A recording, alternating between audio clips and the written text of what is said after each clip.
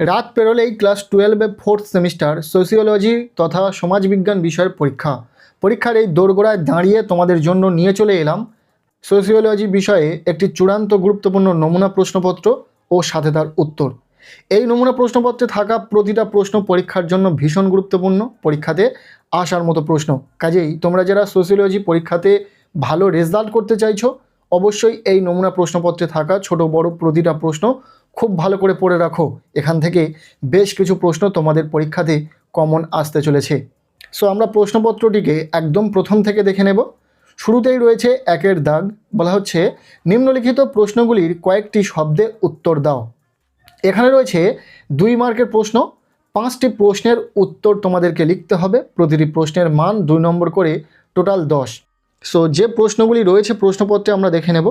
প্রথম প্রশ্ন, সমাজে জনসংখ্যা বিস্ফোরণ বা জনবিস্ফোরণ প্রধানত কি কি সমস্যার সৃষ্টি করে? ইম্পর্টেন্ট একটি প্রশ্ন, খুব ভালো করে পড়বে। এরপর এর অথবা দিয়ে প্রশ্ন, দরিদ্র দূরীকরণের জন্য যে কোনো 4টি পন্থা উল্লেখ করো। ইম্পর্টেন্ট রয়েছে। নেক্সট 2 নম্বর প্রশ্ন, সমাজতত্ত্বে লিঙ্গ বলতে কি বোঝায়? অথবা দিয়ে যে প্রশ্নটি রয়েছে, লিঙ্গ বৈষম্য কাকে বলে? এরপর 3 নম্বর প্রশ্ন, ব্লগ ও ভ্লগের মধ্যে দুটি পার্থক্য লেখো।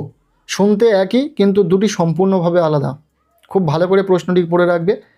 আর লিঙ্গ বৈষম্য কাকে বলে, এই যে প্রশ্নটি তোমরা খুব ভালো করে পড়বে পরীক্ষার জন্য। পরীক্ষাতে তোমরা এইভাবে প্রতিটা প্রশ্নের একটি করে বিকল্প প্রশ্ন পাবে, কেননা তোমাদের 2x সিস্টেম রয়েছে 4th সেমিস্টার পরীক্ষাতে। যদি 5টি প্রশ্নের উত্তর লিখতে হয়, তার জন্য তোমরা 10টি প্রশ্ন পরীক্ষাতে পাবে। প্রতিটি প্রশ্নের একটি করে বিকল্প প্রশ্ন থাকবে। এরপর 3-এর যে অথবা প্রশ্নটি রয়েছে, সামাজিকীকরণে গণমাধ্যমের ভূমিকা কী? ইম্পর্টেন্ট প্রশ্ন, খুব ভালো করে পড়বে। নেক্সট 4 নম্বর প্রশ্ন, পরিবেশ সংকটে বিশ্বায়নের প্রভাব লেখো।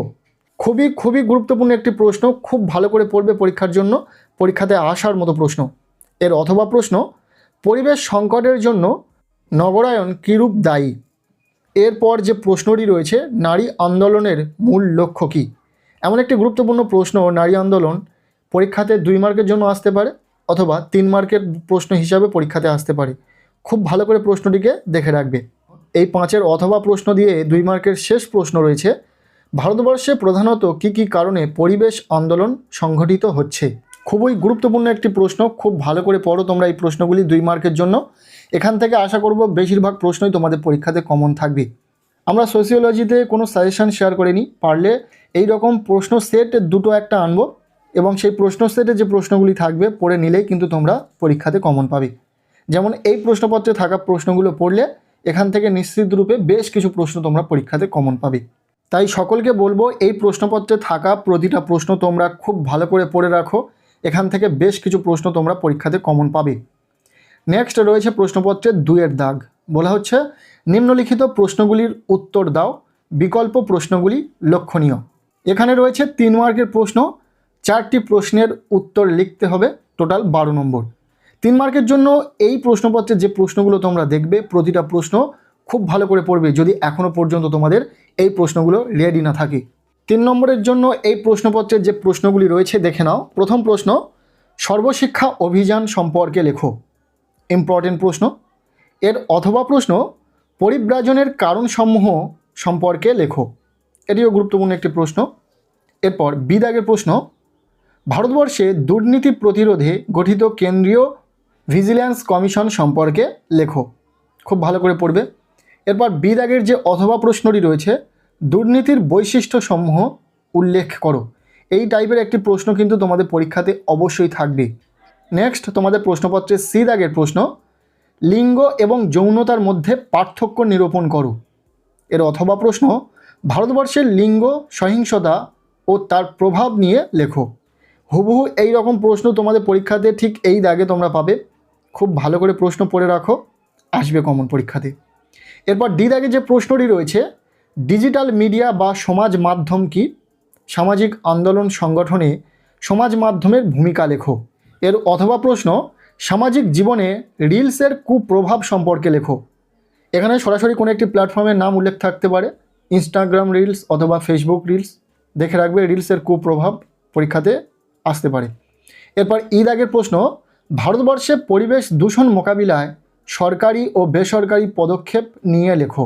ভীষণ ইম্পর্টেন্ট একটি প্রশ্ন। এর অথবা প্রশ্ন, পরিবেশগত সংকটের জন্য বিভিন্ন সমস্যাগুলি সংক্ষেপে বিবৃত করো। নেক্সট রয়েছে এফ দাগের প্রশ্ন, ভারতের নিরক্ষরতা দূরীকরণে কোঠারি কমিশনের প্রধান সুপারিশগুলি লেখো। খুবই গুরুত্বপূর্ণ একটি প্রশ্ন, খুব ভালো করে পড়বে। এরপর এর অথবা দিয়ে শেষ 3 মার্কের প্রশ্ন, সামাজিক আন্দোলন বলতে কি বোঝায়। 3 মার্কের জন্য এই প্রশ্নগুলি তোমরা খুব ভালো করে পড়ে নাও। যদি এখনও পর্যন্ত এই প্রশ্নগুলোর মধ্যে থেকে কোনো প্রশ্ন বাদ থেকে থাকে তোমাদের পড়া, তাহলে খুব ভালো করে পড়ে নিতে হবে। যেহেতু হাতে খুব কম সময় রয়েছে, এই অল্প সময়েও তোমরা খুব ভালো রেজাল্ট করতে পারবে সমাজবিজ্ঞানে। তোমরা এই প্রশ্নগুলো খুব ভালো করে পড়ো 3 মার্কের জন্য। এরপর রয়েছে প্রশ্নপত্রের শেষ দাগ নাম্বার 3 দাগ। বলা হচ্ছে নিম্নলিখিত প্রশ্নগুলির উত্তর দাও, বিকল্প প্রশ্নগুলি লক্ষণীয়।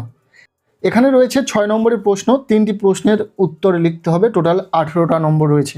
তো 6 নম্বরের জন্য ঠিক কোন প্রশ্নগুলো পড়বে তোমরা দেখে নাও এই প্রশ্নপত্রে যে প্রশ্নগুলি রয়েছে। প্রথম প্রশ্ন, নিরক্ষরতা বলতে কি বোঝো? নিরক্ষরতা দূরীকরণে সর্বশিক্ষা অভিযানের ভূমিকা লেখো। ভীষণ ইম্পর্টেন্ট একটি প্রশ্ন, খুব ভালো করে পড়বে। এরপর এই প্রশ্নের যে অথবা প্রশ্নটি রয়েছে, সামাজিক সচলতা কাকে বলে? সামাজিক সচলতার বিভিন্ন রূপগুলি লেখো। এরপর বি দাগের প্রশ্ন, নারী আন্দোলন কি? নারী আন্দোলনের প্রধান কারণগুলি লেখো। এরকমই টাইপের একটি প্রশ্ন কিন্তু পরীক্ষাতে আসবে, নারী আন্দোলন বিষয়ক। খুব ভালো করে তোমরা পড়বে প্রশ্নটিকে। নেক্সট বি দাগের যে অথবা প্রশ্নটি রয়েছে, পরিবেশ সংকটের কারণসমূহ সম্পর্কে আলোচনা করো। এরপর সি দাগের প্রশ্ন, সমাজ জীবনে গণমাধ্যমের প্রভাব সম্পর্কে তোমার মতামত ব্যক্ত করো। এই প্রশ্নটিও ভীষণ ইম্পর্টেন্ট। এরপর এর অথবা দিয়ে 6 নম্বরের জন্য যে শেষ প্রশ্নটি রয়েছে, গণমাধ্যমের সদর্থক দিক ও নেতিবাচক দিক নিয়ে আলোচনা করো। এই প্রশ্নটিকেও তোমরা খুব ভালো করে পড়বে, খুব জোর দিয়ে পড়বে। এই প্রশ্নটি ভীষণ গুরুত্বপূর্ণ রয়েছে। এই প্রশ্নগুলি পড়ার পাশাপাশি আরও 2-4টি প্রশ্ন পড়লেই কিন্তু তোমাদের 6 মার্কের প্রশ্ন পড়া কমপ্লিট হবে এবং 6 মার্কের প্রশ্ন হুবহু পরীক্ষাতে কমন পাবে।